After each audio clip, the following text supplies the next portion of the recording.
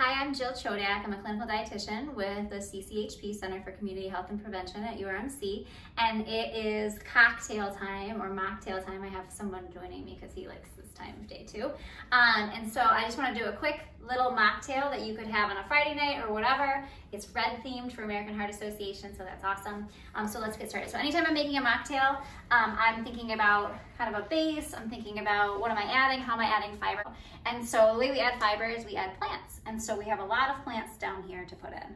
And so I don't like to waste food, so I have a really ripe banana that needs to be used. It's always a good base for a smoothie because it kind of adds bulk and it makes it taste good. It's sugary, it's high fiber, it's super yummy, and it's just an easy way. You just literally drop it in. Then Isaac, you want to put this guy in. This is celery. Kind of brings a brightness and freshness. You can leave it. I have a really good blender, so should I put the other one in? Yes, please, thank you.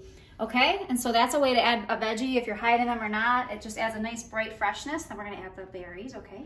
Let's add them in. Go ahead, grab some. Put them in. I'm putting all the big, heavy stuff at the bottom so that hopefully the blades will get it. I'm adding just a clementine because we have it, and it, again, adds that sweetness. So we got about 3 fruits, 1 veggie. This is gonna be quite a bit of fiber. There's no added sugar in these, so that's an important distinction. We're not adding any sugar. This is all naturally occurring sugar, all great source of fiber for us, okay? Next, we need liquid, obviously, to make it a drink. So I'm using almond milk, and it has the reason why I'm using almond milk is just because it has no saturated fat, which we're trying to avoid. It may have added sugar. I get the unsweetened. No, it doesn't. 0 grams of added sugar. So that's what I look for in a milk alternative.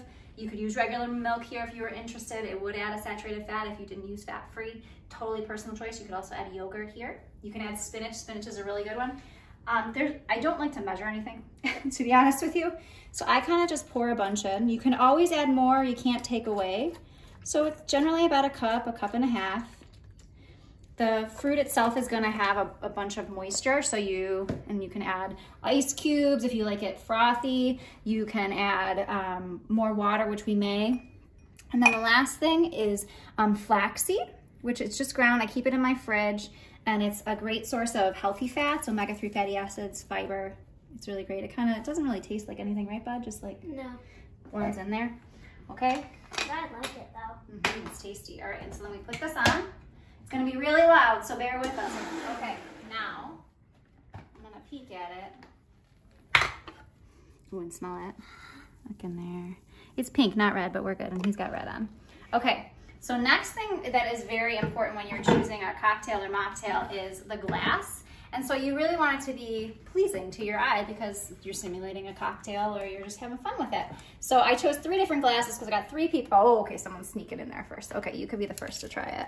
So we're gonna give you a little. And we use a cool metal straw, which really is great. Okay, you can go ahead and try it, honey. And then I just wanna show you what it looks like in these fancy glasses because look at that. You could put ice in here. You could garnish this with a little bit of mint. You don't have to feel like you're missing out. This is so tasty. Here, let me fill you back up, and then we'll do a little cheers, okay? And lots of fiber, really good for your heart health, and just really good for your peace of mind. All right, ready? Cheers. Cheers, thanks for joining us.